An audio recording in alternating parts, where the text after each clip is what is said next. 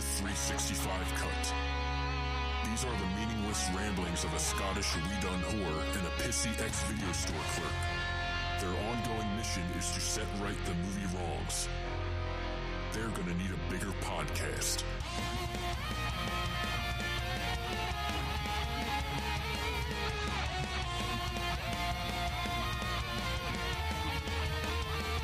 Hello everybody and welcome to the 365 Flicks podcast. My name is Kevin Halden. I am the pissy ex-video store clerk and I am back.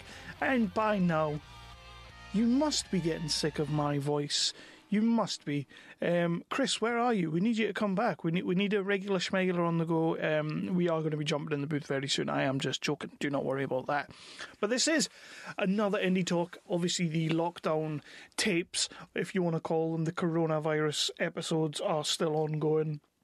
But good news is things are picking up a little bit in the UK. We are going back to some sort of semi-normality. I am back to work on a very, very, very skeleton schedule. We have to make sure everything's in place, of course. We have to make sure that we are socially distant and we are adhering to government guidelines. So things are sort of getting back to normal. Our movie friends are starting to go back to work, which is awesome. I believe July the 1st is when things are really going to be kicking off again. But the likes of Mr. Tom Payton's been back on set doing pickup shots for 400 Bullets, which we talked about a little while back. Our good friend Nicole Pott, who came on a little while ago for the short Powerless, she has also been picking up some on-set time. Thank God for that. It's great to see people are going back. It just we need it. We need it. It's been a long time. So the football is back, but it's like behind closed doors. The Premier League is finishing off the season, so that's pretty cool to see. Really eerie watching that on the TV. But less of that. This is an Indie Talk episode, and we have got an amazing interview. I loved this interview. This was a movie that I'd been keeping an eye on for a little while, to be perfectly honest. The movie's called Break. You'll have heard me talking about it.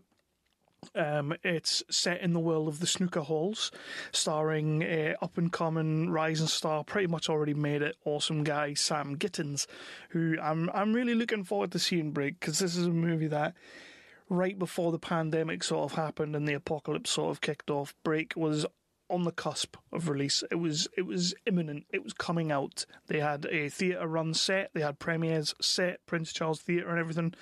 They were going to be going to, I think it was the Crucible, and doing something there, which is a big snooker tournament for anyone over in America who doesn't know what that is. I assume you probably will, though.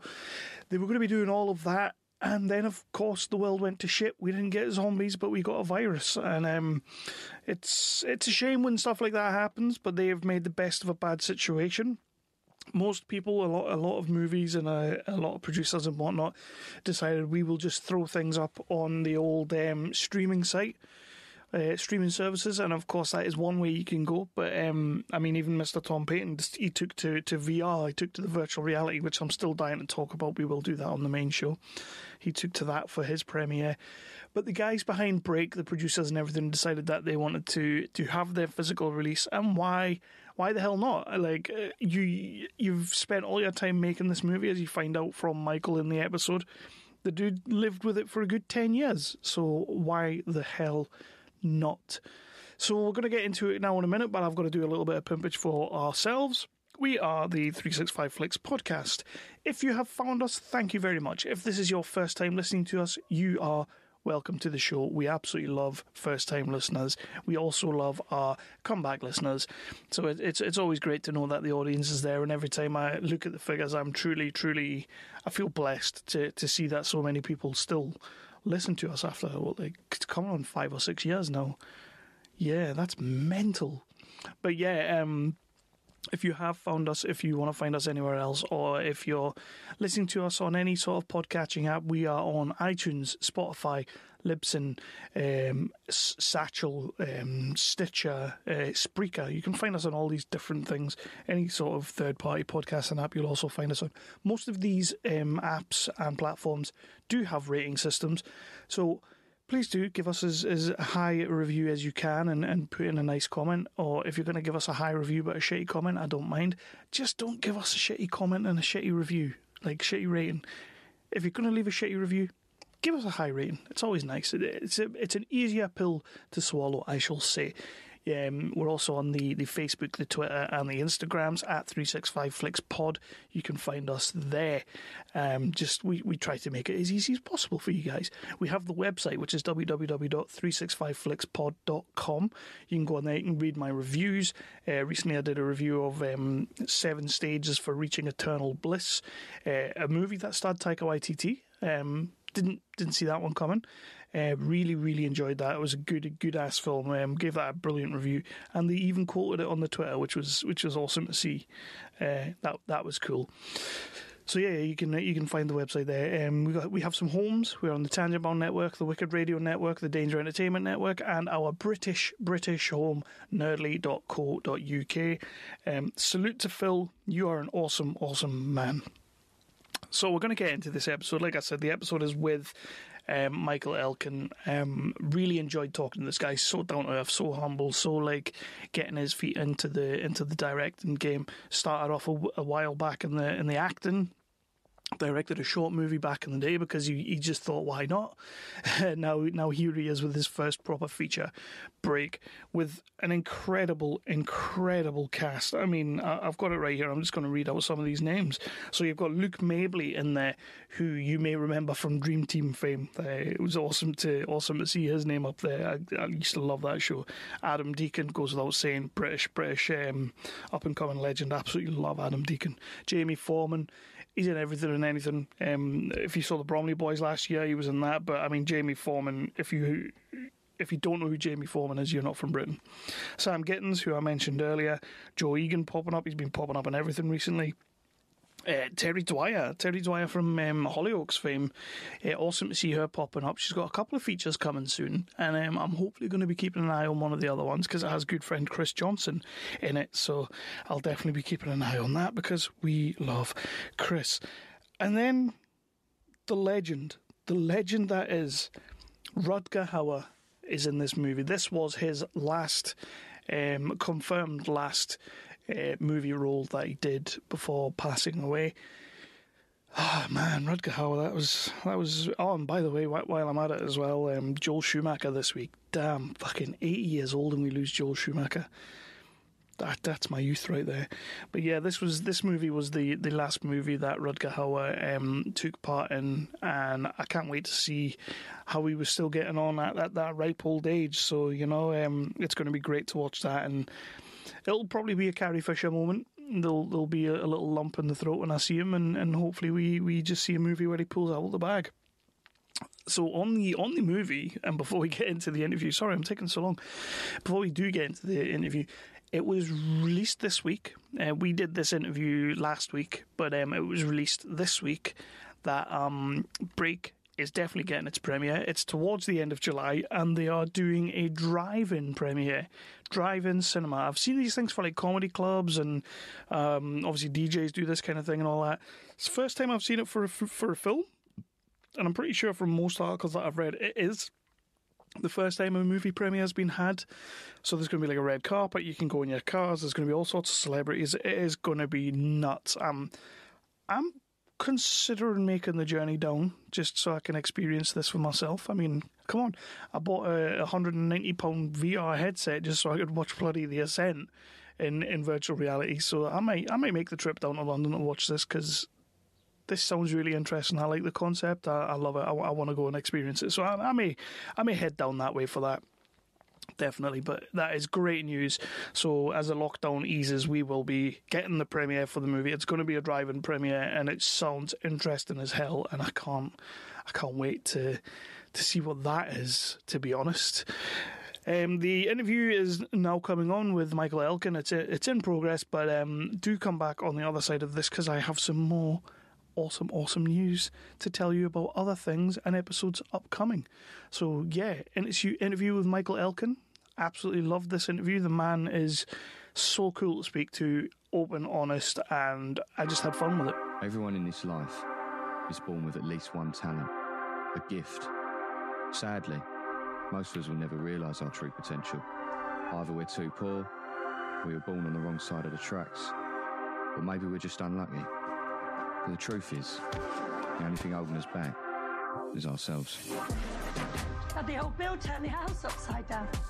You owe me $5,000 plus 10%, and I'll give you 11 days to pay me back. Unlucky Spencer. How'd you know my name? I was sent for you. Vincent asked if I could play a few frames. Do you know how? Better than me. I don't think I'm better than you. I think you're better than you. That's how I win. It's good though. I actually haven't got a poster. I haven't got a copy of it. No? Oh, you'll have to get one. I will do, but I haven't yet. Nice. So, for this episode of Indie Talk, I asked a British director to come along, Mr. Michael Elkin, to talk about his new movie that was supposed to come out before all the pandemic. It was due to release around about that time, but then everything kicked off, and unfortunately it's been delayed a little bit because of that. The movie is called Break. It's a movie that I'm looking forward to seeing because I think the trailer just, as I said to you before we started recording, the trailer looks fantastic and it looks like it's going to be an exciting movie. How are you doing, Michael? Welcome to the show. How are you getting on? Yeah, I'm doing well, thank you. Yeah, good to talk to you tonight. Yeah, doing well. I suppose as well as can be expected under these current, circumstances. Everyone sort of kept indoors. Well, some of us certainly anyway. I've just been cracking on with some other scripts and stuff like that as well. So, but yeah, it's not really affected me too badly, if I'm honest. Well, yeah, that was that's kind of the first question I was going to get into, because with everything that's going on, it's highly unprecedented times.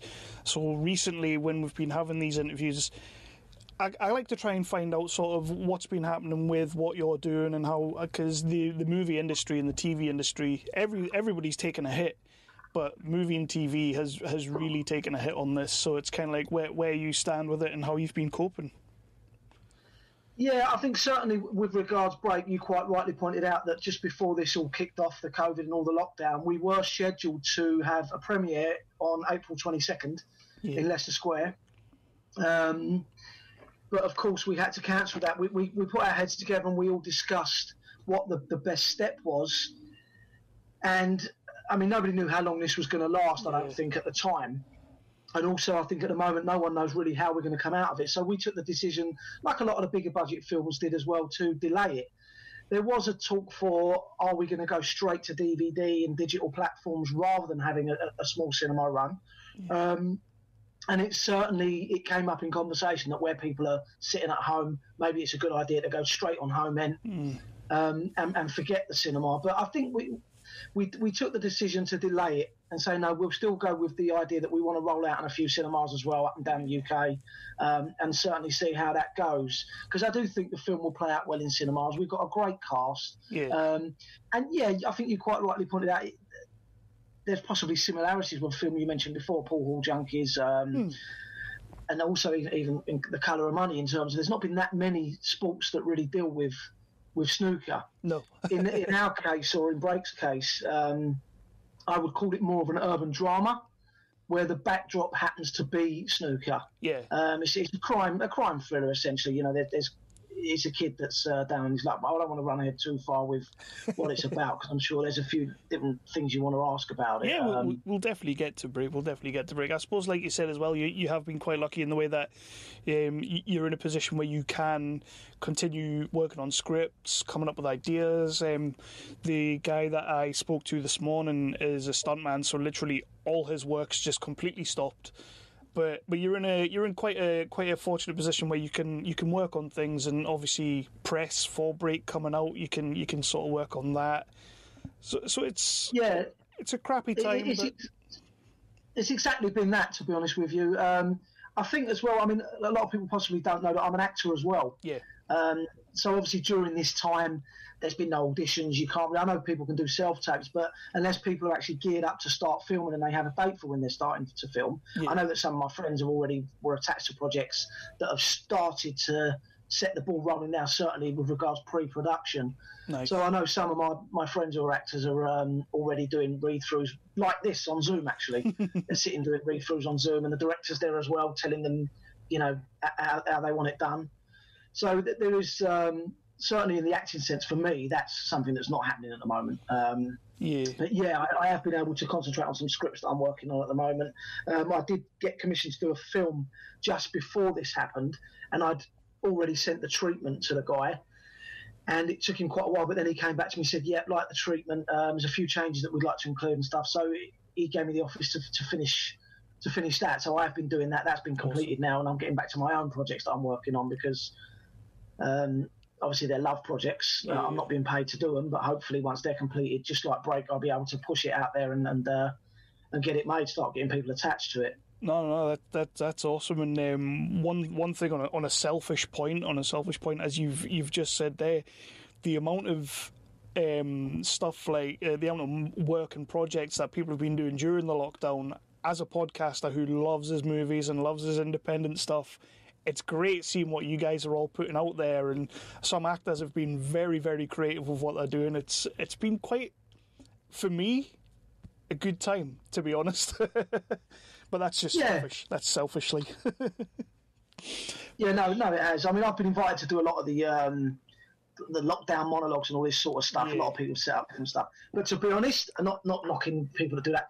That sort of thing, acting wise, is not for me to be doing monologues. I'll do monologues in an audition environment, or if I'm getting paid to do it. And, yeah, of course. I don't really want to plaster myself all over the internet. Just for the sake of it. And I'm certainly not knocking anyone else that does do it, because I just don't feel... Because I've had writing stuff. If I was solely acting, I would have felt surely, certainly I wanted to get more involved with that. Yeah. But because I've got the writing, it's like I can't be doing that, working on monologues and getting that out there when I've actually got work to do, if you know what I mean. Definitely. But certainly if I was only acting, then I would definitely do it. So it has been good to see a lot of stuff that's come out, definitely. People have been getting really creative, and it's been interesting to see. So we're gonna get into Breaking a little bit, because that's like the main reason I wanted to get you on and talk about that movie. But before we do, I was hoping we could sort of let our listeners know a little bit more about yourself and a little bit more about your background, and kind of like where you came from and how you got into the industry and why movies. I think in terms of this industry, I was quite late. I was about 27, 28 when I started acting. Prior to that, I'd worked on the doors of casinos, London casinos.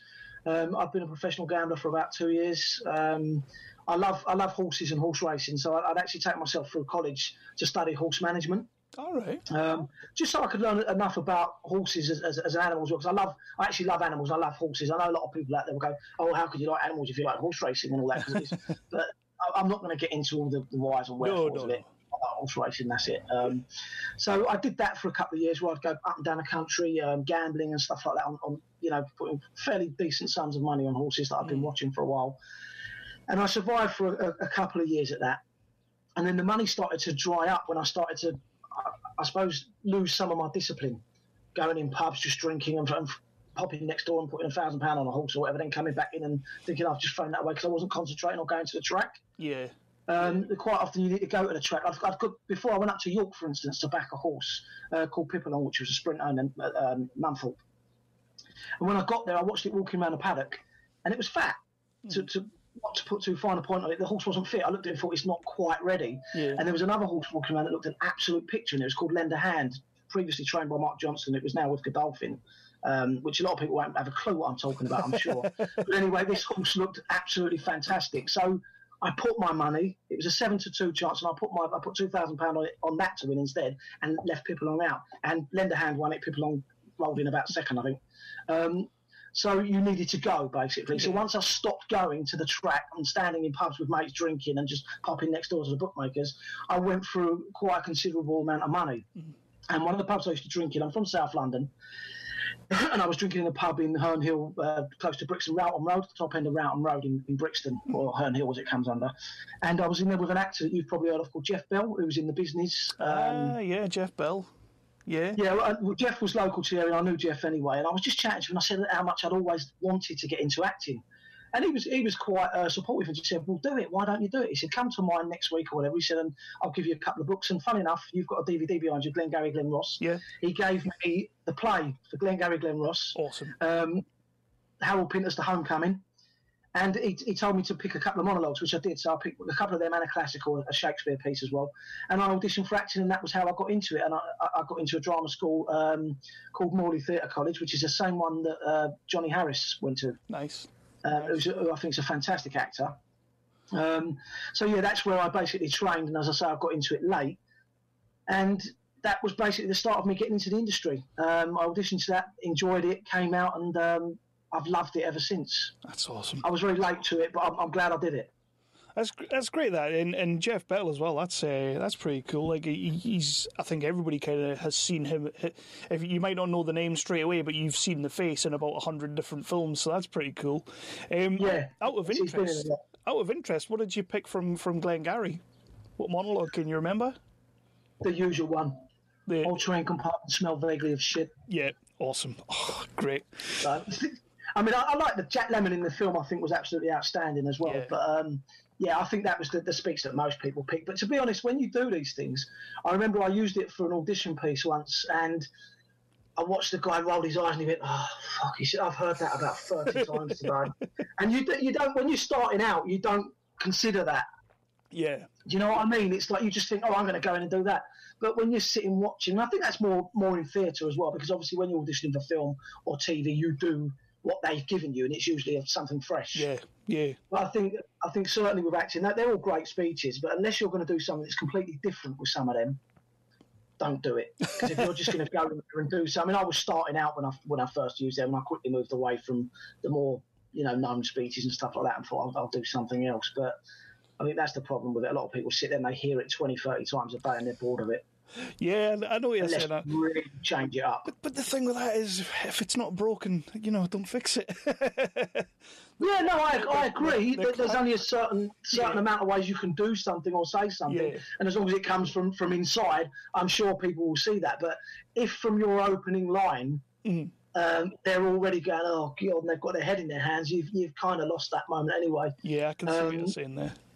Do you know what I mean? Because they're switching off. Could totally see what you're saying there. So you may have already answered this question, but you kicked things off as an actor. You moved into directing, obviously, but you started off as an actor. And it may be Jeff Bell, that may be the answer, but was there anybody that sort of pushed you along and kind of took you under their wing and kind of, just sort of showed you the ropes a little bit? No, not really. I think aside from that initial bit of support where he gave me the book, that was it. I mean, he'd just done a film called Mike Bassett, England Manager, I think, and then after that he did, it might have been The Business that he went into, I think, but he kind of took off, so I didn't really end up seeing much of Jeff beyond that. He came to watch me my end-of-term play and all that with his then girlfriend. But no, I didn't really see him beyond that. But I've known him for quite a while. I haven't seen him for years now, but no, in answer to your question, no one really took me under their wing. It was an absolute struggle, as I think it is with most actors. If you don't, I didn't really, apart from him, and I wouldn't say I wasn't really a mate. Actually, I knew Jeff from the area. We used to drink occasionally in the same pub, but I didn't really know anyone who was an actor or who was into acting. All of my mates are on building sites, they're bricklayers and carpenters and plumbers. So I literally knew no one from the acting world. So I didn't really have any support or guidance or whatever. It was all just grind. A case of self-learning, reading the book and finding out who you should send letters to. And I've done everything. I think it's one of the Hubbards, John Hubbard, I think it is, because there's a lot of casting directors. There's Dan Hubbard, who I actually now know, but John Hubbard, Ros Hubbard, there's quite a few of them. They're all in it. And I think John's got something in the back of the contacts book that you get from Spotlight that gives you some do's and don'ts. Yeah. And I remember reading through that, and everything he said, don't do that, I was going, yep, done that. Everything that he'd warned you against, I've done a lot. I must have pissed off so many casting directors and people, just not knowing. You don't mean to do it. No. But you just do. It's, when you don't know what you're doing, it's kind of a way of finding your feet. Just learn as you go. Yeah. There's nothing wrong with that. There's nothing wrong with that, and you've carved out a bit of a career for yourself, and you're moving forward as well. So there's nothing wrong with that. You've got there, so it's obviously worked. Yeah, I think it kind of did. I'm sure we'll hit on something a little bit later on where I can elaborate on some of the things that I did that I would probably advise people not to do. It basically was driving somebody mad for a part. I mean, to be honest, since break now, I probably am getting about 5 or 6 messages a week from people on Twitter, Facebook, and Instagram and stuff that I've never met. And no, I'm not knocking it, but doing what I did, saying, "Oh, I've got a script. Can you read it? I've got a script. Can you read it?" I can't. I'd love to, and because I've been there, I can totally get where they're at. But I'm looking at it. I can't read, and I'm sure some of them are fantastic. That was the most frustrating thing for me when I first started writing. Was you think, well, what do I do with it now? Who's going to read it? Mm-hmm. Which is why I ended up pushing to get it done myself, because I thought no one's going to read it. Yeah. Who's going to actually pick it up and take the time to read it? People don't. They're too busy with their own stuff. So, I mean, not to say that I haven't read some people's stuff, but I'm not really in a position where I can help them. So I'm kind of quite honest with that and say, look, I wish you luck with it. I can't help you. Yeah. And if I can, I'll advise a little bit. But so I think that approaching people constantly is possibly, unless you really hit on someone who has got some influence and who is willing to help or is having a good day, it's probably a waste of your time. Yeah. No, I can. I certainly look back on it as a waste of mine when I was doing things like that. So I feel like I feel like this is the one where you may have just sort of answered this question, by the way. But you played a role early on of Jimmy in a movie called Wee Man, which is a fantastic Martin Compston movie. When Martin Compston was sort of coming up, I think you could probably say this was his first proper leading role. He'd done things, obviously. He did a film as a youngster, didn't he, called Sweet 16 with Ken Loach. Yeah, where he was brilliant in that as well, I think. But yeah, I suppose it's possibly one I would say that elevated him a lot more. Oh, definitely. This was one. I didn't know for certain, but yeah. Interestingly, this was one that I was really excited to see back in the day when it came out, because my dad had me. He was obsessed with all the gangsters of the day and everything like that, and had me sort of into all that. So when they were making a movie about I think it was Paul Ferris, wasn't it? Yes, Paul Ferris. When they were making a movie about him, it was like, oh yeah, definitely going to watch this. To see Martin Compston was in it, who, as you say, Sweet 16. Couldn't wait to see that as well. But how did you get into that movie, and how did you end up in Wee Man? Well, that came about after years of acting. There was a guy called Gary that was basically a friend of a friend, and they said to me, "Oh, there's this guy who's thinking of doing a new film." So I was introduced to this guy as an actor. Mm. And I read the script, and he was saying, "What did you think of the script? What did you think of the script?" He was somebody that didn't come from a film background, but he loved film, and he'd somehow got in touch with a lot of people. He was friends with Ray Burdiss, who ended up writing and directing The Wee Man. Yeah. And Gary was setting up on his own doing films as well. He set up his own company, and I read the script and he said, "What did you think of it?" And I went, "Yeah, it's all right." I said, "But it feels to me like it's been written." This wasn't the Wee Man script, by the way. I'm just telling you how I got there. But so this particular script that Gary had, I read it and said, "It's great." I said, "But it sounds like it's been written by somebody who's very middle class." I said, "Because a lot of the vernacular they're using, a lot of the dialogue they're using," I said, "isn't stuff that working class people, London people, would say." Yeah. I said, "It's the perception, the middle class perception of what working class people would say and how working class people would act and behave." So he said to me basically, "Well, why don't you ever go and rewrite it?" So he ended up paying me to rewrite it. Nice. And then he said to me, "I'm going to introduce you to a scriptwriter," he said, "who's really good and a filmmaker." And he took me over to meet Ray Burdiss. And he introduced me as a scriptwriter and said, "Oh, this is Michael, he's a scriptwriter. I'm sure he can learn from you, Ray." And I kept throwing into Ray that I was an actor, going, "Ray, I'm an actor. And Gary kept saying, "Don't keep telling him you're an actor." He said, "You're a scriptwriter now." So Gary basically decided... You're a scriptwriter now. that I was a scriptwriter now. And to be fair, his name's Gary Trousdale. Thank you, Gary Trousdale, because it was you that gave me the belief to think, actually, you know what, let's start writing scripts, which is something I absolutely love doing. Yeah. But I was then given the Wee Man script, and this is years before it actually got made. And Gary said to me, "Read this." He said, "It's a really good script." And when I read it, I fell in love with the part of Jimmy. Yeah. And I was sitting there and I said, "Oh, this is amazing." So I said to Gary, "Can you get me a casting for that to ask Ray?" And he said, "Yeah, I'll speak to him." So anyway, he spoke to Ray, and apparently Ray got back to him and said, "Yeah, I promise I'll give you a casting." He said, "But you know it's for Scottish actors." He said, and so I said to Gary, look, I'll do the accent. I'm not bothered about that. I'll do a Scottish accent. And Ray was really reluctant to, I think, to let non-Scottish actors initially take sort of bigger roles, if you like. Yeah. But in the end, I got hold of his number through Gary, even though they long since parted. Gary, I think, had done his thing with film and moved into something else. Yeah. And Ray was then, a few years after the Wee Man was happening, and a friend of mine phoned me up and said, oh, you know the Wee Man's happening? He said, did you have your casting? And I went, no. So I've got Ray's number and phoned him up and said, where's my casting? and drove him mad, basically. This is what I was saying about it's probably not the right thing to do, to drive someone mad, because he confessed to me after we'd finished filming that he hated me at that time because I was a pest. But I drove him mad. In the end, because he was a sort of a man of his word, he went, look, okay, bit fed up, and he was a bit grumpy when he said it. He went, I'll give you a casting. He said, come in next Tuesday, whatever. And anyway, I got me casting. The actual casting was a bit of a nightmare, to be honest with you.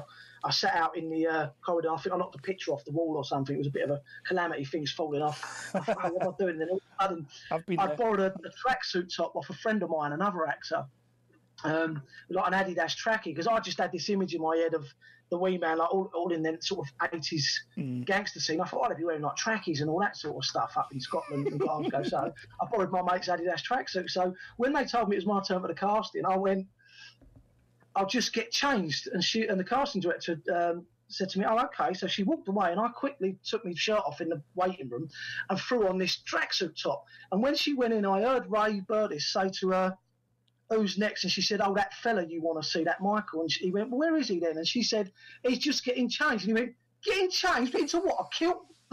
But he was really like, well, sort of bemused at why I'd be getting changed. So anyway, I walked in and I sat there and went, yeah, mate, there's a script. He said, you know it's Scottish, don't you? I said, yeah, I know it's Scottish. And I sat down and did the audition. Whatever I did, obviously it was good enough because it got me the part. I think he phoned me that night, actually, and said, yeah, you got the part. He said, and then after we finished filming, he actually said to me in a pub, you drove me mad. He said, well, I've got to say, he said, you've done a great job. He said, well, I'm glad I saw you. I mean, we get on now, don't get me wrong. But at that time, I think I just annoyed him because I kept ringing him up, demanding a casting. There's nothing. I mean, I bet there's other actors that have gone out and done that and annoyed people and got there. But you got to do what you've got to do to get the part. Yeah, I do think if it wasn't for the link with my friend Gary, I possibly wouldn't have got it. Which is why I'm saying it's probably not the best thing to do to drive someone mad, because I think even with breaks sometimes, I mean, it doesn't bother me. You get emails now. We were in the middle of filming and I was getting emails and castings for, messages from people going, oh, can I be in break? Yeah. We were already doing it. It's just, you can't always help. I tried to respond to as many people as I could at the time and just say, look, I'm sorry, but we're actually moving. But sometimes you're just too busy. and it's like, I'm already doing it. So I think in some respects it can be a bit too much, and I'm sure he was annoyed with me. The Scottish accent, as someone who lives on the border of England and Scotland, I've lived up here pretty much my whole life. How does a Londoner pull off a good Scottish accent? I don't know. I don't even know if it was good. I mean, I noticed that in some of the you can't help when you do any film. You sort of look at reviews and people's comments on Twitter. Yeah. And I know there was a few people moaning about like genuine Glaswegians moaning about a couple of the Scottish accents. Go, not all of the Scottish accents were great, and you do wonder. You think, is that me they're talking about? But then a couple of people, I got talking to a couple of people on it, said, "Oh, you was in the Wee Man," and one in particular said to me, what, you're actually from London? Well, yeah, he went, oh my God, and he was a Glaswegian. He went, wow. He said, I would never have known. Well, and Laura McMonagall, who's from Glasgow, is in the film. Yeah. We were talking one day, sitting down, and we were just having this chat, and she said to me, so when did you come down? And I was in Scottish on set the whole time. Mm. And I said, well, no, I live here. And she went, oh, you live in London? I went, yeah, no, I'm from London. And she went, no, but where were you born? In Glasgow? And I went, no, I wasn't born in Glasgow, I was born in. She went, that's not your accent. And I was like, no, it's not. And she went, oh my God, that is fantastic. And it was just like, that pleased me. I was like, oh, good, okay. That's pretty much the highest praise you can get, really, isn't it? Yeah, it is, yeah. So, you've been in a fair few flicks for your career, and you've worked with a lot of British talent, a wide variety. And you've maybe just answered this one a little bit before as well. But was there anybody that when you were on set and you were watching, like actor, director, producer wise, that you thought they're doing that right? I'm gonna incorporate that to my, like, people you learn from while on set. Yeah, I think acting wise, I did a film called Still Life actually. With, Eddie Marsan was in it, who a lot of people might know from what's the show with John Boyd? Ray Donovan. Yeah, he played. But Eddie's done loads of stuff. To me, he's one of, along with Stephen Graham and people like that. Oh, God, Eddie's one of our best actors. I think he's fantastic. Oh, 100%. I don't know if you've seen him in Filth, but he's just, when he's dancing on drugs and he's just absolutely he's outstanding. He's one of those actors again. Like I'm saying with Jeff Bell. Like Eddie Marsan's another one of these actors that you might not recognise the name straight away, but again, you've seen him in everything and you've loved him. Yeah, no, he's fantastic. And I think I did a film called Still Life, which was directed by a guy called Roberto Pasolini, who was the producer of The Full Monty. Mm-hmm. And he's directed quite a few films, Roberto. And I was doing a film with Eddie, and it was only a scene with him. I only had a scene, but when I saw it was him, they actually phoned me up and gave me the job based off of my show reel at the time. As soon as you figures who cast it, my agent phoned me up and said, they've seen your reel, do you want this job? And I went, well, I've not even auditioned for it. And they went, no, they're happy for you to do the job. They think you can do the job anyway. They've seen your show reel. Nice. So that he said, with Eddie Marsan. And I went, yes, I'll do it. And he said, okay. He said to me, do you want to know how much it is? I said, I don't care how much it is. Yeah, exactly. I said, I'll do it all day long. And then when we got, my first day on set, we filmed not far from where I live, actually. We filmed in New Cross.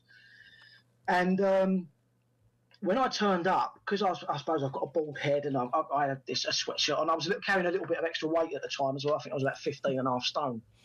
So I was quite chunky. Mm-hmm. And he looked me up and down the direction and he sort of muttered to himself and walked away.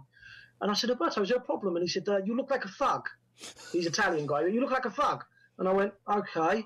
And it's not what I wanted for the role. And he walked away. And I thought, okay. So straight away, I'm like, oh, God. And I felt a little bit vulnerable. And, you know, it's like, oh, God, what am I going to do now?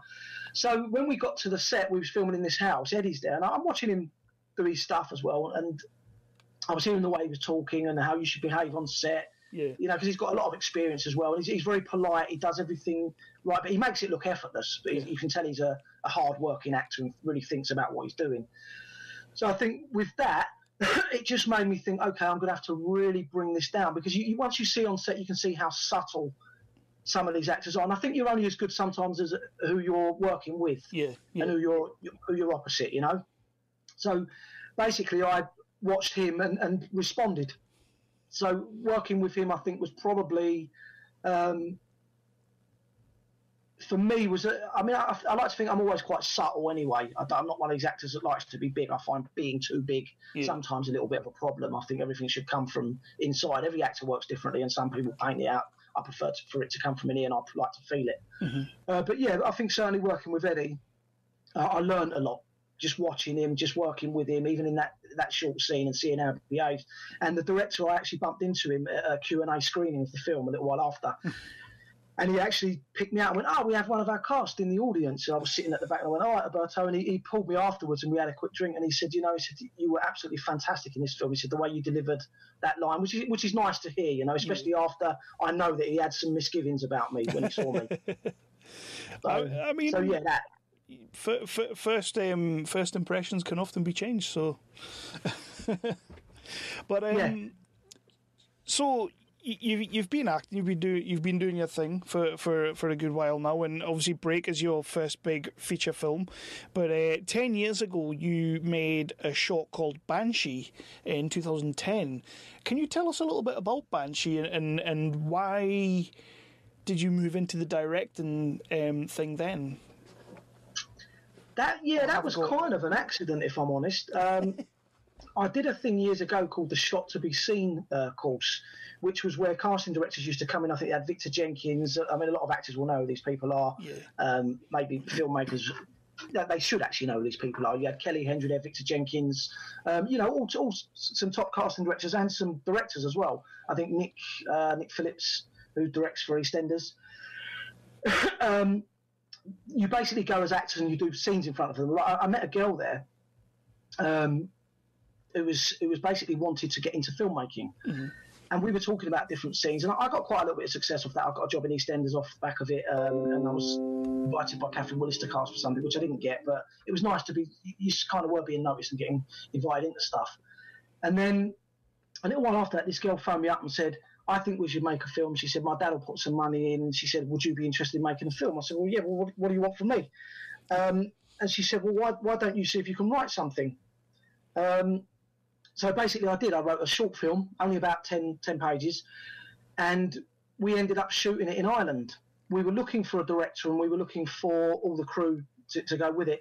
We couldn't find a director that wanted to come along and do it. So in the end, I think she said to me, why don't you direct it? And I said, I haven't. I said, well, I haven't got a clue. I said, how do I direct a film? I basically then looked up a lot of stuff on the internet. I was talking to friends of mine who were directors. I was trying to do work off shot list, but then I think the night before or 2 days before we flew to Ireland, which is where we shot it, someone I met in a pub who directed a couple of films said to me, the best advice I can give you is storyboard everything. Just draw every single thing you want to do, which is what I did. I sat up till 3 or 4 in the morning just drawing every scene, every frame that I wanted. Directing actors is nothing, because obviously if you act yourself, you know what you want. You can see when they're doing something wrong or right. So that was never a problem. And that was it. We flew to Ireland, directed this film. It was in various festivals. I think it screened in LA, in New Orleans, in Ireland, in Jersey, at London Film Festival here. It's screened at quite a few. It was a little short slasher film. Yeah. Only about 6 minutes time it was edited down. But it was okay. It wasn't fantastic, but first thing I did with a very limited budget, I think it was made for less than £1,000. I think we had £1,000 and we spent 500 out in the pub. And that's the truth. We had a good night where we all got drunk. So we was out in Ireland for 4 days, and it was really nice in Kerry. And was that like, once you did that, were you kind of like, you know what, I could probably see myself doing that again? Because there's a bit of a gap between. There's a massive gap. So was it like, I could do this again, but I'm going to cut my teeth first? I'm going to learn my craft first and then try again? No, I'd love to say that I thought things through that much, but I didn't. I just did that and thought, okay, that's that done, and got back to acting. But I was writing scripts as well, and then I wrote Break originally in about 2009, 2010. Yeah, I saw you sat with this for about 10 years. Sorry? I saw that you sat with this one for about 10 years, which it's always meant when people tell me this.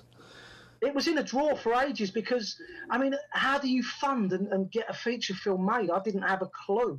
Yeah. I literally didn't have a clue. So I wrote this script, and even my girlfriend said, what are you going to do with it? I said, I don't know. And I stuck it in a drawer, forgot all about it and just left it there. So that was basically why that was such a long time. It wasn't that I was desperately keen to get back into directing but never did. I just got back into acting and doing other stuff.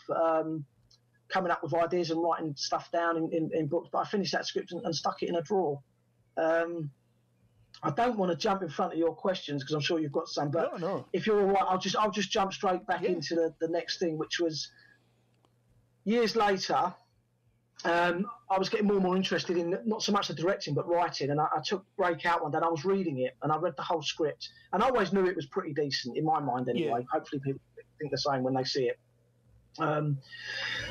So I read the script again and thought, I really need to make this happen. So I think Field of Dreams was on, the Kevin Costner film. Nice. That said, and there's a scene in that where it says that the ghost keeps saying, build it and they will come. So I started tweeting, Break coming soon, and I just basically gave everyone the illusion that Break was financed, cast, and it was all happening, and everything was going ahead. And I just started to try and build up a little bit of momentum, really. Yeah. And there seemed to be interest in it. People started asking questions. And then I managed to get the script to... This was after I'd already cast Sma Gittins, by the way. So probably before I get to that far, I'd already mentioned it to Sma Gittins. I met him at a call centre, the actor. He's our lead actor. A very good little actor. And I'd met him in this call centre, got talking to him. And as I was talking to him, I thought he'd be absolutely perfect for that role, Spencer Pride, that I've just written.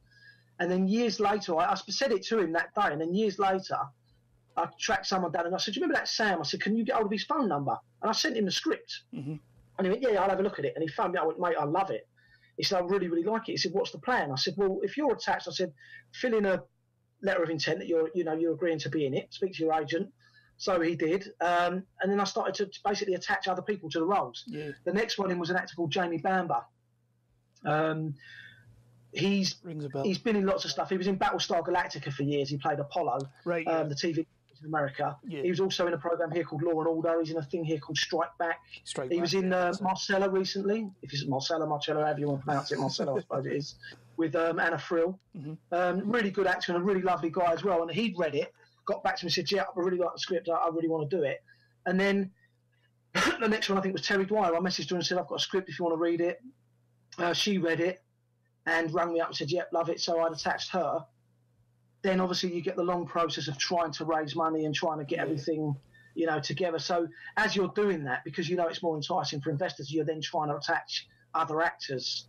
And we initially had Bernard Hill attached to a role. All right, yeah. As well. From, he's Titanic, Lord of the Rings. Bernard's a legend. I mean, he was just a huge years ago. He's a lovely, lovely guy as well. But again, once we came round to actually filming it, both Bernard and Jamie Bamber were already committed elsewhere. Right. So we lost both of them.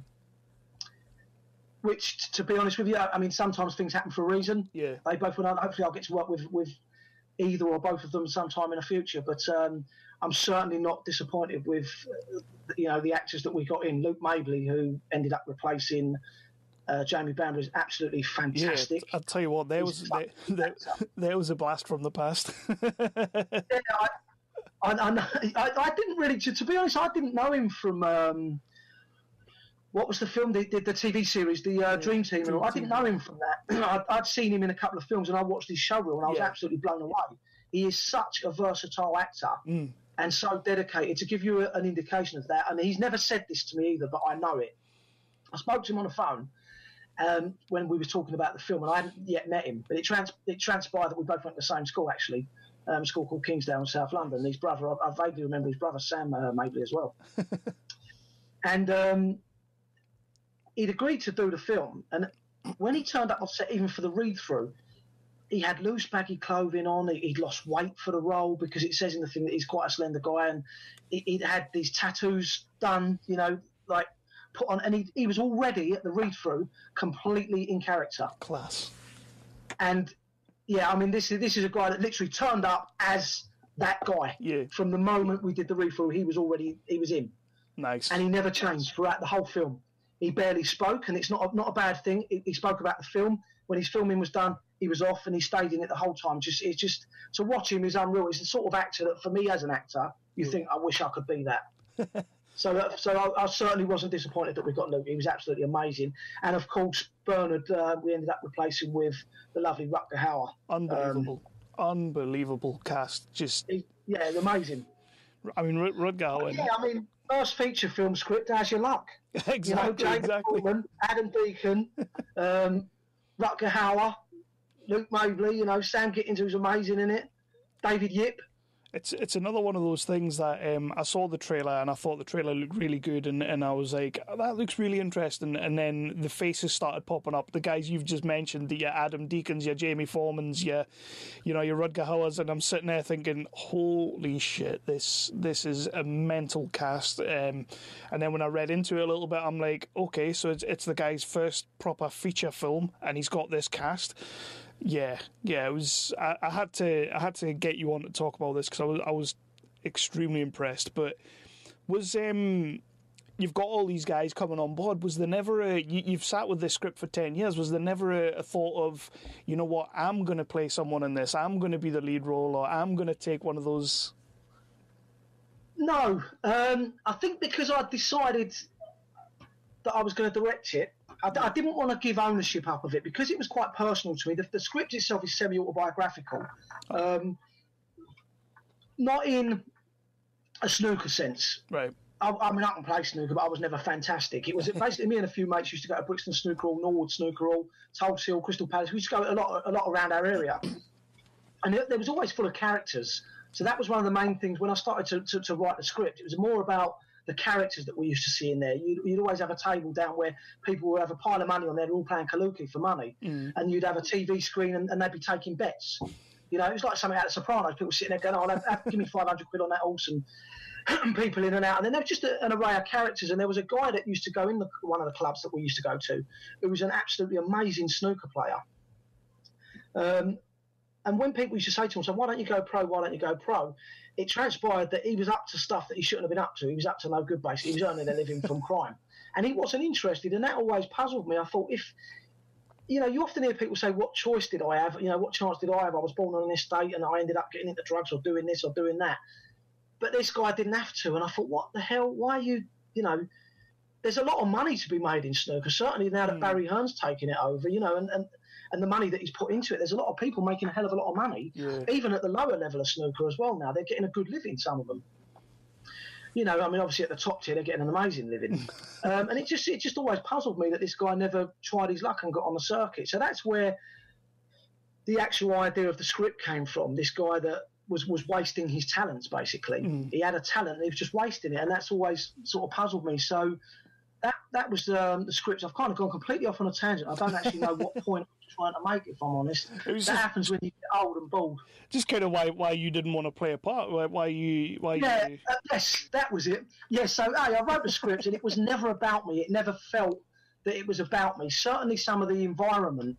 I grew up on a council estate. I saw a lot of the stuff that went on. I've seen people stabbings and shootings. I've never been involved in all that stuff myself. I want to point that out now, but I've seen it. The environment. You see it and you're around it and you're aware of it. So it was always quite personal. And I've seen films where you get bad guys portrayed in a certain way and they always seem quite one-dimensional. And in the early days when I started to talk to a couple of people about the scripts, there was always people throwing stuff and going, "Oh, do any girls get their boobs out in it? Does anyone do this? Does anyone get this in it?" And I'm like, no. What? Are they sniffing cocaine off of... No. What the hell? It's almost like there's a formula for every working class film. Yeah. And I was against that. And I thought, if I give this script up, I can see exactly what it's going to become. And it was everything that I didn't want for Break.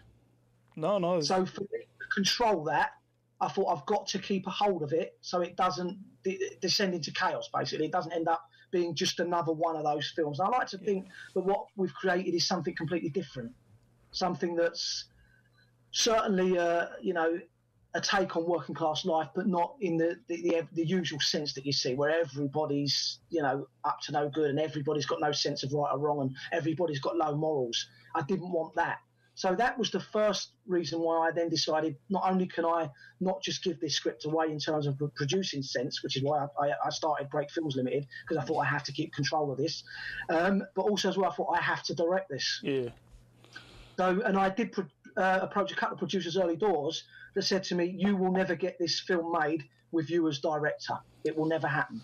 I said, "You have to get rid of it and get someone else." I said, "Well, if no one's going to let me direct a film, how do I ever direct a film? Yeah. If you don't let me direct my first film, how am I ever going to direct my first film?" So, and I thought, well, if it's not this one, it will never be anyone. Yeah. Because it's something that this is a world that I know. This is something that is close to me and personal about people that I've known and that I've grown up with. So I just didn't want to let it go, really. So that was the decision to direct it. In answer to your question, I do make an appearance in the film. All right. Only credited on IMDb, but I did do a small role towards the end of the film. It's a very small role. I think I only say about four lines. Initially, I was going to play another character, but I promised a role to a mate of mine. Who's a good actor, actually, Michael Elkin. I'm going to give him a little plug. He's a good actor. And I'd always said to him, "I'll give you a role in this." And I had to change stuff around. And at one point, he lost a role that he was going to play in the film. And I said, no, I'll give you something else. And I thought the only one I can give him, really, is the role that I was going to play. So I gave him that. And then I just did a little bit at the end, which was kind of an extras role. But I just made I'll give it a few more lines just to make it a little bit more interesting. But I am in it, but fleetingly. You've got to have your Hitchcock moment, so Yeah, exactly. That's literally what it is. It's a very, very small part towards the end of the film. But I think for me, especially directing my first film, to be in it as well would have been a bridge too far. I think for me to concentrate on what was going on. You know what I mean? To be in a film and because I don't think you can fully focus. I'm sure, like your likes of Eastwoods and all them, they all do it, but they've been in the game for so long, directed many movies. Yeah. For someone like me to come in and suddenly go, oh yeah, I'm going to act in it as well, and sit here, and I don't think you can fully be aware, because I like to be over not just what the actors are doing, but I sat down with a cinematographer and I drew out pretty much, all the shots. There's even a scene that I drew with it, the camera coming off a puddle. Where it's reflecting light into puddles. I had a visual sense in my head of what I wanted, and I'd sit and talk to the cinematographer, Richard Swingle, who's amazing, and he'd quite often say to me, that won't work, because I'm not technical minded. Mm-hmm. He would then educate me and say, right, that won't work because of that, but we can do this. And then he'd find something on the internet that he knew, because he's more of a film student, and he'd say, that would work. And I'd go, right, then we'll do that. So we'd get there in the end, So I think if I was in it, I could never have done all that with him as well. I couldn't have been on top of the film. So we've dealt with this a little bit, but we're in break now, and it's your directing debut. For me, it looks really impressive. It looks really sleek. Looks nice. I'm only going from the trailer really, but it looks nice and slick. Very original concept. The cast, I still can't believe some of the names you've got here. The likes of Jamie Foreman, Adam Deacon. We just mentioned Rutger Hauer, but like you've said, some of these guys, and of course, Harchester legend. Scott Mabley there. Luke Mabley, played Scott Lucas in Dream Team, which was an absolute, just could not believe. I was a big fan of Dream Team back in the day, by the way. if you didn't catch. He's done a lot of good films, Luke. He was about to... he's a very private guy, a really nice guy. He's, and as I've said before, a great actor as well. So yeah. How exactly did acting legend Rutger Hauer end up in this movie? How did you snag Rutger Hauer into this movie? Well, we had Bernard, who we lost, and we were then saying, who the hell can we get to do this role? Now, because obviously actors like Bernard, actors like Rutger, they come with a premium. They're not cheap, and when you're doing a low-budget, independent British film, you've got to keep within your budget. So for them roles, although I made the roles as big as I could, we had to limit them to like 3 days. So it's all their roles are pretty much in one location. We film them over 3 days to get them in it. So a few names were suggested, and then Rutger's photo literally was submitted by his agent once we put a breakdown out. Our casting director, Kate Planter, put a breakdown out. And when it came across the desk, I sat there and I thought, really? He's not going to do this. I said, as if Rutger, I said, is that a joke? And then everyone went, no, we were all sort of doubting it, to be fair. Yeah. And then we spoke about it for a while and said, you know what, let's just go for it. I said, right, so we had a list of quite a few actors, and they were all good names as well. Yeah. I'm not going to go into the others because it doesn't really matter now, but I said, right, let's go for him first and see what happens. Because he's international, Rutger's amazing. I was a fan anyway. So I said, let's do it anyway. So we sent the offer back and sent him the script and said, would you look at it? It came back that he'd read the script, he liked the script and liked the role, but he wasn't sure he wanted to do it. Oh. A, because I was a first-time director that he never knew. He didn't know the production company. And B, because essentially we're a low-budget independent film. He has done independent film before, of course. He was a very giving guy. He gave a lot back, I think, to the industry, Rutger. He's a really amiable man as well. So I then had a call from Kate Planter, the casting director, who said, right, Rutger's been in touch. He needs to talk to you. So here's his phone number. He lives in the Netherlands. Give him a call. So anyway, the first time I was done, I thought, right, I'm supposed to give him a call at a specific time. Now, this sounds crazy, but I forgot. Oh. And I was out with my little girl, and I was driving in the car, and I said, oh, no, I've got to make a phone call. So I literally was driving, and I said to my little girl, I had like a Bluetooth speaker thing in the car. I said, baby, go through my phone, go through Daddy's phone, find the name Rutger Hauer in there, and call him. So she did. So anyway, he picks up the phone and says, hey, Mike, how you doing? It's Rutger. I said, hey, Rutger, how you doing, mate? So I'm chatting to him.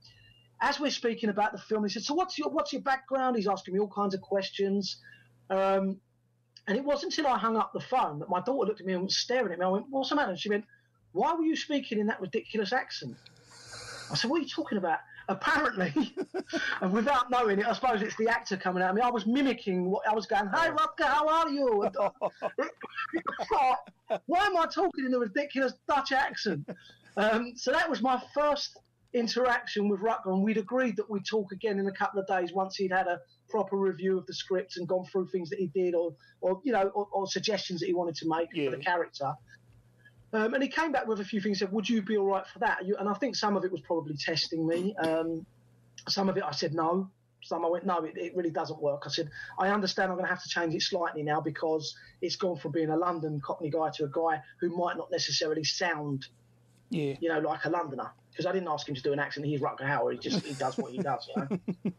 And then we had about 4 calls after that, but Skype calls, so we were sitting chatting. Yeah. And in the end, it actually strayed away from the film, and we just used to chat about everyday stuff and have a laugh and a joke. And sometimes he'd just phone me up and go, "Hey, Mike, I'm out walking my dog." And he'd go, "Look, it's beautiful." And he'd turn his phone around and show me the woods where he was, and and his dog would be running around and stuff. And then he'd go, "Oh, it's a lovely day." And we'd just have a normal chat.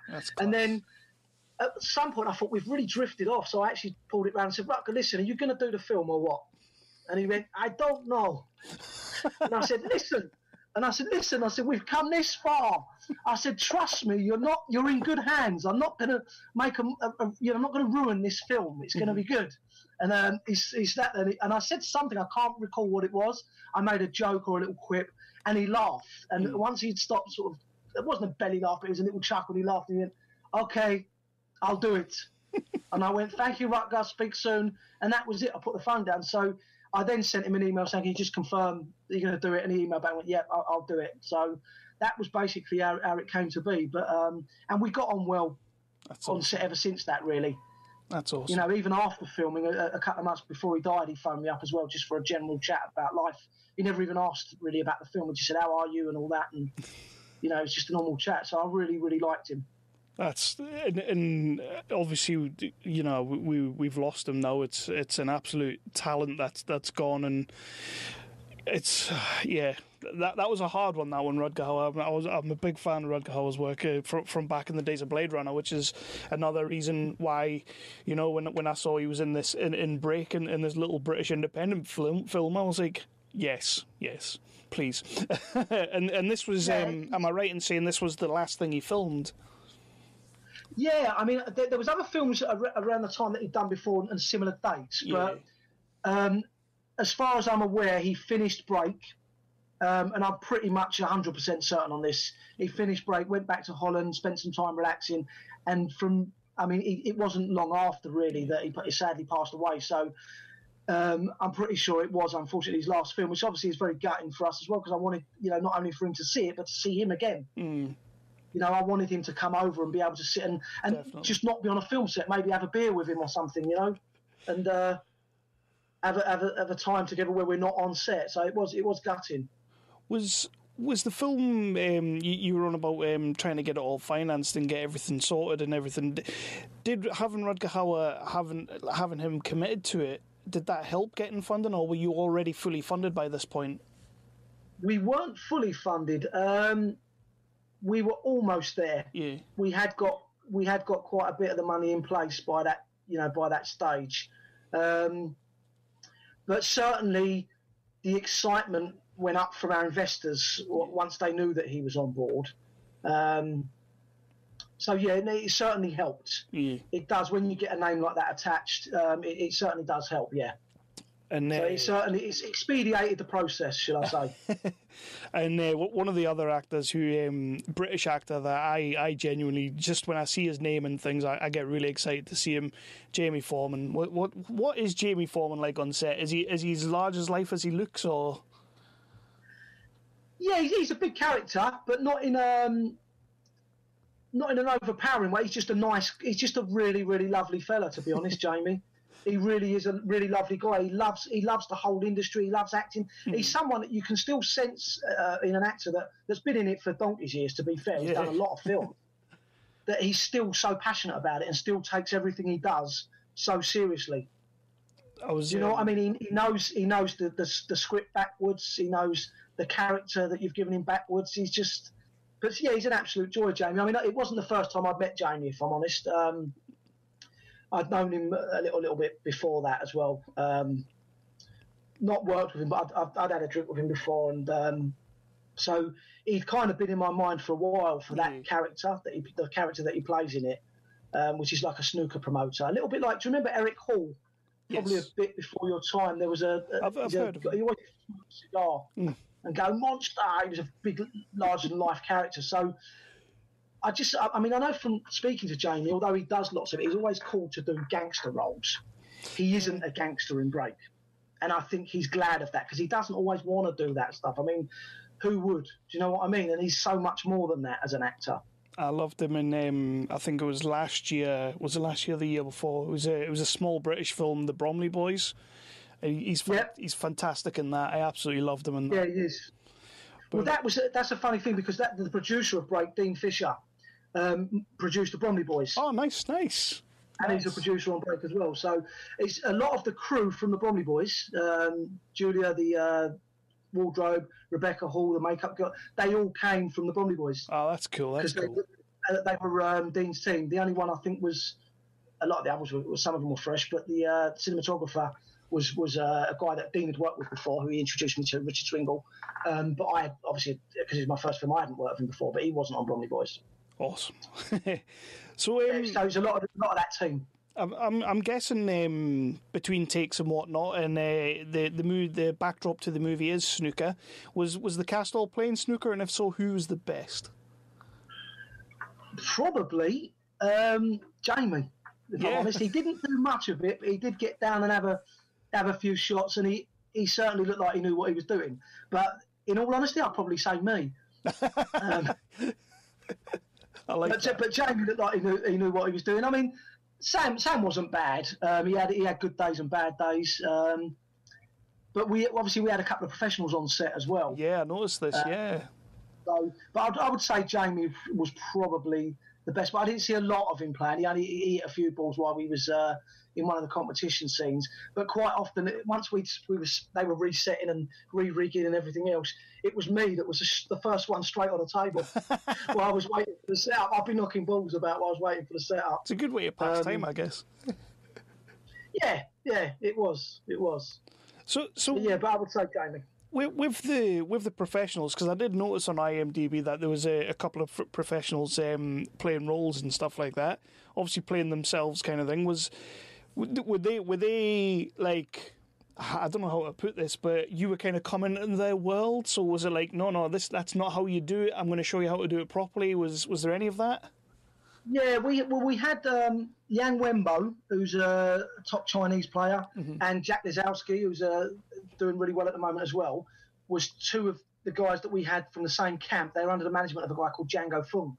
Django brought them down to set, and he would pull us up, which actually he led to a script rewrite, because one of the things that I'd had, there's a gift of a snooker cue in it, and our lead actor's playing with a two-piece cue.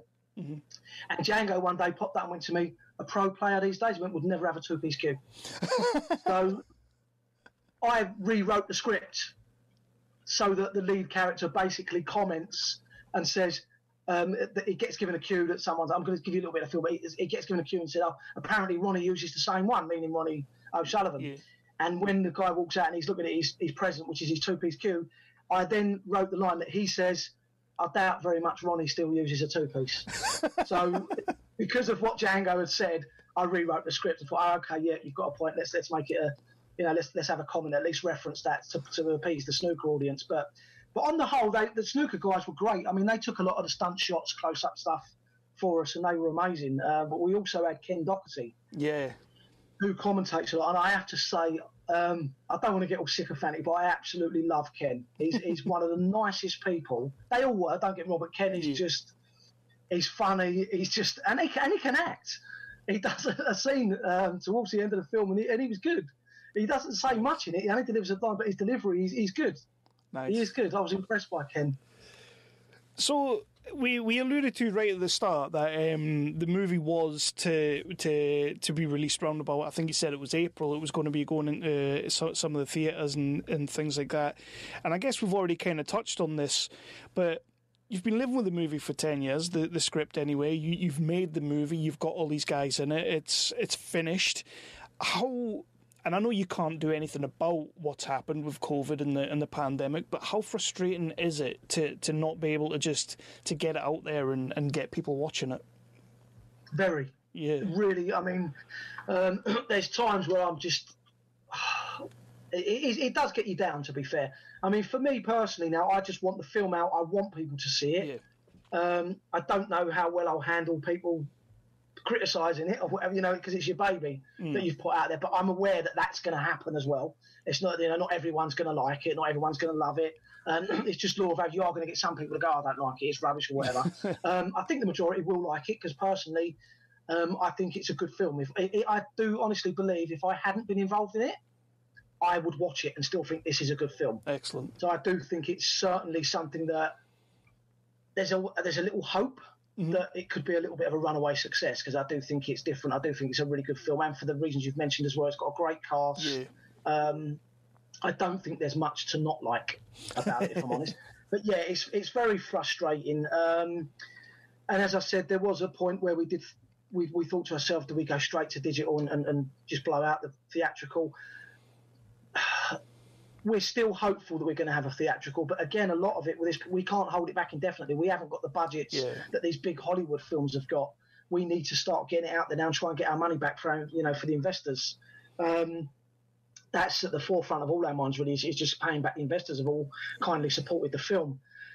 So we're trying to make decisions that are the best for the film and for the investors, so if we can make some revenue, certainly by theatrical release, we still want to do that. If we this lockdown ends up getting extended because of another pandemic, we don't know how long we can keep putting it off, so it may be that we end up going sadly straight to digital or DVD and all that. I think it is actually available to pre-order at the moment. Yeah, I think I saw that on the Facebook page. Yeah, yeah, I think it's available. I don't think they actually will start releasing it till the 31st of August, which is the start of the digital campaign. So we are still in talks with cinemas. We have got a cinema chain. It's not one of the big guys. I'm not saying it's like the Odeons or the Cineworld or whatever. But they're a good cinema chain, and they've really got behind us. So we're grateful of that as well. And they're still keen to do it, but a lot depends on A, what happens with this pandemic, and B, consumer confidence. Are people happy to go into cinemas and sit and in a crowd watching a film? That's the next thing, isn't it? It's kind of. I mean, I'm dying to get back in a cinema, to be honest. I've completely missed it. One thing that has been the reason I asked the question is a lot of people have been dropping, even the big budgets have been dropping it online and everything, and as good as that's been for someone like me who wanted to go to the cinema and see some of these films, I also just want to see them on the big screen. Totally get that. So that still is the plan. At the moment, I can't. It's sad because I can't give too many details away at the moment because we are still in talks. But we're hoping to have an announcement very soon on all our social media, which I don't know if I can tell you what that is because I was asked recently. I did one of these Zoom chat things, and somebody said to me, "What platforms is it on?" And I didn't know. I went, "I don't know," so I've written them down. So on Twitter, it's @break_film, and Facebook and Instagram is @break_UK_film. So Break UK Film is the Facebook and the Instagram, and Break_film on Twitter. So we'll keep updating with those platforms and letting people know. And we hope to announce. You guys have been as well, because like I say, I've been keeping an eye on the whole thing. I've been keeping an eye on the Facebook. Terry Dwyer, I believe she's a producer on the movie as well. She is, yeah, and a very good friend, yeah. And how did an actress in it as well. So Terry Dwyer, for everybody, for people that don't know, most people will know who Terry Dwyer is, to be perfectly honest, but she was an actress in Hollyoaks, and she's been doing movies now as well. She's got another one, Bloodhound, I think it's called, that I'm keeping an eye on, because there's a couple of people in that I like. So how is she taken to moving into a bit of a producing role for the movie as well? Do you know what? I have to say she's been absolutely amazing. I've never known anybody with so much drive. I can be a little bit of a despot, and I know that. We've all got our flaws and our faults, and one of mine is that I can be one of them that just gets angry and goes, "Oh, do you know what? Forget it," and throw. So she's the opposite of that. She will basically bring me back down to and go, "No, I'll sort it. You do that. You sit back," and she takes things over. She'll carry on and run with it. She's the most positive person ever. Whereas I can be a little bit negative at times. She negates that. So she's been absolutely brilliant, to be honest with you. And there's been times where I'll be off on a rant and she'll say, right, listen, I'll speak to you later, and she'll put the phone down, and then she'll call me a day later with the solution to the problem that I was moaning about, and say, I didn't call you yesterday because you was on a rant, but this is what we're going to do. And I go, right, okay, yeah, good idea. And now, so yeah, no, she's taken to it really well, and she's actually got, I believe, a couple more projects, not that I'm anything to do with, but that she's doing now herself in a producing sense as well. So, I mean, she had Dean Fisher, who you mentioned earlier, the Bromley Boys. Yeah. Dean's done about 10 or 11 films, so she had him as well as a mentor, so to speak. So Dean was our producer as well, and he was kind of teaching her the ropes. Yeah. So we've all been doing. I mean, I've been doing a little bit of producery stuff as well, keeping on top of it and learning. But we're learning really from Dean. Yeah, I saw that on the. I saw on the Facebook they've been putting the interviews out on Facebook, and there does seem to be a really nice dynamic with those two.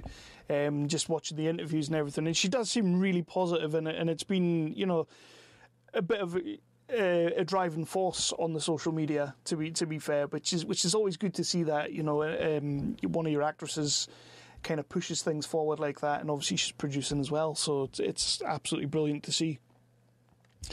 I do want to ask a quick question about Sma Gittins, because in the trailer this kid looks like a bit of a powerhouse. I really get a good sense, a good vibe from Sam. And do you know if there's anything that I can look out for, to anything he's maybe got coming up as well? As far as I know, he's actually got quite a few films. He was in Await Further Instructions, which was a great little film. What else has he done? Obey, he appears in that, which was about the riots last year. He's done a lot. He's actually, at the moment, he's about to start. I don't really want to give details away about other people's films. Not that I don't want to plug them. I don't care about that. I'm happy to give people a mention, but I don't want to talk out of school and talk about someone else's film if they don't want me to, if you know what I mean. But I know he's attached to a project at the moment that sounds really, really good. It's a bigger budget than we had as well. So he's certainly someone I think who's definitely on the up. Mm-hmm. And he's someone I speak to quite often as well. I really like Sam. I've got a lot of time for Sam. We get on really well. And he is, as you've said, a powerhouse in this. I mean, you've got people like Jamie Foreman, Rutger Hauer, Adam Deacon, Luke Maybe, as you've mentioned, Terry Dwyer, all great actors. Sam absolutely carries the film. There can be no mistake about that. It's his film. He's a young actor. And there was, along the journey, a couple of producers, apart from the ones that said to me, this film will never get made if you're directing it. We need to get another director. Mm. There was also people that said to me, who is this Sma Gittins? Get rid of him and I can get this film financed. And I was like, no, we're not getting rid of him. And they said, yeah, but you need a name to get the finance. And my answer to that was, well, a lot of the younger cast, we've got Sophie Stevens in it as well, who's a brilliant actress. Mm-hmm. She's absolutely brilliant in this film as well.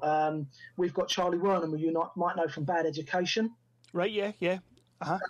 He was also in Hollyoaks, Charlie. Now, he's a brilliant little actor, Charlie, and he was actually a friend of mine. I worked on a film with him as an actor, and he's much better than the role he plays in this, if that makes sense. He deserves a bigger role, but because he's a friend, I said to him, Charlie, look, I'm already half cast with this film now. It's done. It's pretty much more than half. It's probably a third cast. Two-thirds cast. A third. I'm good at maths. It's two-thirds cast. But would you have a look at it, maybe play that role? And we ended up switching roles around in the end, but he agreed to do it because he was a mate of mine. But I mean, he's certainly someone who's worthy of bigger as well. But my answer to a lot of them was, we've got to have younger, up-and-coming actors like Sophie, like Sam. Ethan Hazard's another good actor in it as well. Again, worthy of a much bigger role, but you can only give them what you've got. Max Fincham, who was in the TV series, what's it called? Did really well in it, about the pop star it was a little bit of a take on, I believe, on the Jacko thing. Pop star abused a kid. What was it called? It was on not long ago, a TV series. But Max is brilliant as well. So we've got a really great young cast of actors. And my answer with regard to Sam was, no, we don't need a big actor playing the lead role, because we can put names around him. Mm. And that's, if people are worried about names in a film, then we can put it around him. And that's what we've got, the likes of Jamie and Adam and Rutger Hauer, No, he does look, from, like I say, I've seen the trailer, and he does look like he carries it. And he's one of those actors that when I was watching the trailer, I'm sitting there thinking, I'm really intrigued by this guy. So you've... Well, he's just done a film with Ray Burdiss, who directed The Wee Man as well. Nice. Called To Be Someone. And he actually said to me, we were... Where did we go? I can't think where we were, but we were... I think, actually, we did a film together, me and Sam, after break, as actors. So we spent a week in a caravan together up in Suffolk. Nice. And then we left on the Monday, and I drove him back because I had my car with me. And he had an audition the next day for Ray Burdiss's film. And we were driving back, and he was talking about Ray, and it's a film. I don't want to give too much about that one either because it's not my film, but I believe there's a little bit where he talks to camera, so he's out a bit like Alfie. Nice. So I was advising him, so right, before you go through this, and watch Alfie, the likes of that, because it's hard, I think, for an actor, and I've had to do it in a film where you're talking to camera, you're breaking that wall. It's hard because everything as an actor is telling you, don't look at the camera, don't focus on the camera, focus on the person you're acting with. And then all of a sudden you've got to turn to that camera and talk. That it is hard, and I think he was a little bit concerned about that initially. Went, I've got to do that. So we spoke about it on the way down there. But apparently another guy who was in Break, Scott Peden, was also in The Wee Man. Mm-hmm. He played Joe Hanlon. He's in Break, and he's also in Burdiss's new film. And they were working together, but both of them have told me about the other one, and both said that they're fantastic. So I know from feedback as well that Sam apparently in that is really, really good as well. So hopefully people will start to really take notice of him, like the big guns as well. But he has done a big Netflix series called The Liberator. Comes out soon on Netflix. I think it's quite a big budget thing as well. Keep an eye out for that. That's an American thing about war. So he's done that. So he is certainly going places already. But hopefully, once all these films he's been attached to come out, hopefully he'll go. He deserves it. He's a really good actor and a really lovely guy as well. I think that's the thing as well. Sometimes at this level, you'll know yourself. It's sort of like you may have made 2 or 3 movies or 4 movies, but they've not actually dropped yet, kind of thing. And then, because I know there's another guy that we spoke to a couple of weeks back, and he literally had 4 movies all drop in the same year, but he'd made them like 2 years apart, kind of thing, and it was a bit mad. And you know, when they come out, that's when they break, and that's when they get there, you know. Yeah.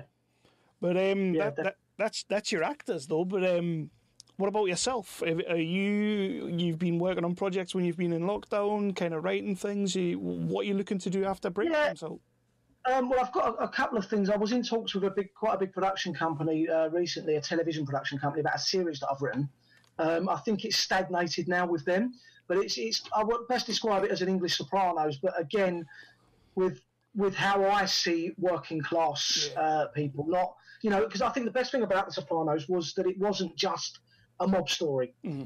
I mean, for me, it's the best series ever made. I've watched them all. I've watched your Breaking Bad, your Better Call Saul, and they're fantastic. But for me, The Sopranos is still the benchmark. It's still the best series ever made. And I think a lot of that is because it didn't just deal with the mob side of things. It was real life. And again, as I say, because of my experiences of growing up around certain people and certainly seeing a lot of people, I want to stay true to that. There won't be any glamorising. It's just real life. So the series that I've got at the moment, it did pique the interest of a big production company that have done a lot of stuff. And I mean, multi-million pound stuff. Nice. And I was in talks with them for well over a year, and it stagnated before all this lockdown. I don't know if that's going to pick up. I'm starting to think at the moment that maybe I need to show people what it's about by shooting the pilot. And then hopefully they'll be on board. But again, at the moment, until breaks out, I'm an unknown quantity to these people. Yeah, but you've got to get that first film out, I guess, and then once it drops, people will see what you're capable of. And I think even the trailer could serve as a little bit of a sizzle reel, really. I mean, that's what a trailer's for, but it's kind of what grabbed my interest. And especially when I realised that it was, I know you've been in the industry for a long time, but it was the debut feature film for you. And I thought, and it looks this good, just from the trailer, it looks this good. Like, you've got my interest piqued on that one. That's good to hear. I mean, I know every day I think to myself how lucky I was that I've got that cast. I mean, it really is. And not only that cast, but all the crew and the people around me as well. We had a really, really good team on it. I think it's easy sometimes to get swept up in the whole, I made a film, and yes, I wrote it, I directed it, but the team that come with it, like you say, like Terry, Dean, everyone, and all the crew, it really is a collaboration, you know, when people make these films. But yeah, it is. I mean, pinch myself sometimes to think, well, that's my first film and I've got that cast in it, and also I'm proud of it. I sit back, I watch it and go, wow, didn't I do well? And that's not being cocky. I just, it's, there's nothing wrong with that. that. Yeah, I did well. Hopefully whatever I do from now on can, as good as this is, in my opinion, hopefully things will get, better. Excellent. Because there were mistakes, I'm not going to lie. Obviously, I can look at it and go, I should have done this or I should have done that with hindsight. But if you don't learn something with everything you do, what's the point? Exactly. And I think there's a few directors out there on the big end and the low end that kind of believe their own hype. So it's nice to hear someone as humble as that, kind of just saying, "I'm going to keep learning, keep moving." Yeah, absolutely. So I've taken up a fair bit of your time here, and we've covered a lot of break and everything. So what I want to do is I just want to ask you to let people know where they can find yourself, where they can find the movie, obviously when it starts coming, and just finish up that way. Yeah, absolutely. Well, the social media for Break is Break UK Film on Facebook and Instagram. It's at Break_film on Twitter. Me personally is Michael _Elkin on Twitter. And Instagram is at Michael Elkin 9, I believe. I'm very new to Instagram. I can't figure Instagram out. No, it's just about putting photos up, isn't it? And yeah. I kind of like my food. I think if I keep putting photos up of my food, that's frowned upon, isn't it? I think I signed the podcast up to Instagram, and I went on to put a link of an episode. So I put the picture on, and then I went to put a link on, and I couldn't put the link in the comment, and I'm like, what the? I can't put links in. What's this all about? What is the point of Instagram then? I can't. It's crazy. It is, but yeah, that's where people can find me anyway, and where they can find more information about the film. And hopefully people will get behind the film, because it has been hard. It was a long process, and it was hard. A great team behind it, and I think the best reward for me is that people actually get behind it. It's an independent film. But I will also, anytime I see stuff coming out with Break, it's one I am keeping an eye on. I think you can see that I'm quite interested in seeing what you've done here, and I look forward to seeing what you do going forward, and anything we can do as a podcast, we'll promote it and help as much as possible. I'm not saying Thank you so much, Kevin. Really appreciate that, mate. Hey guys, this is Venice, and I've got a message from a friend of mine about my favorite podcast. It's your boy, Flavor, Flav, and full effect. Check this out, everybody. I want y'all to go check out TJ. What's good, everybody? TJ Johnson here from Voice from the Underground. I am the most handsome. Big Hass. And I'm smoking my cigar, of course. You know what I'm saying? The Dutch. You pick me up in an Uber and a PT Cruiser, I'm calling Lyft. Cause they be fighting the power, talking about social issues, politics, you know what I'm saying? And we're not even that good. Right, we're terrible. Terrible. Tangents all over the place. And not only that, but they be keeping it fun with the sports, music, comics, and movies too. Am I allowed to talk? I think no, not right now. Shut up, colonizer! You know what I'm saying? He on Twitter at VFU Podcast. So you can find them. So check 1, 2. This is Flavor Flav. Yeah, boy. Okay, what Flav was trying to say is, check out Voice from the Underground on your favorite podcast network. Voice from the Underground. Yes, that was Michael, and as you can tell, Michael does not hold back. He is a man coming into the industry that knows what the industry is, and he knows who he is, and he knows that he's going to go on to do great things. I can't wait to see Break. It looks really cool. I love the trailer. Yeah, it's got a hell of a cast. So this is one that I'm looking forward to seeing, and I feel like they've pulled it out of the bag. And speaking to Michael and his passion, I feel like he's pulled out of the bag. So please do check that out when it comes out. If you can make the premiere, go to the premiere. Once it hits streaming and whatnot, give it a check. I will be putting it all over our Facebook so that everybody knows where they can get it. But couple of other things.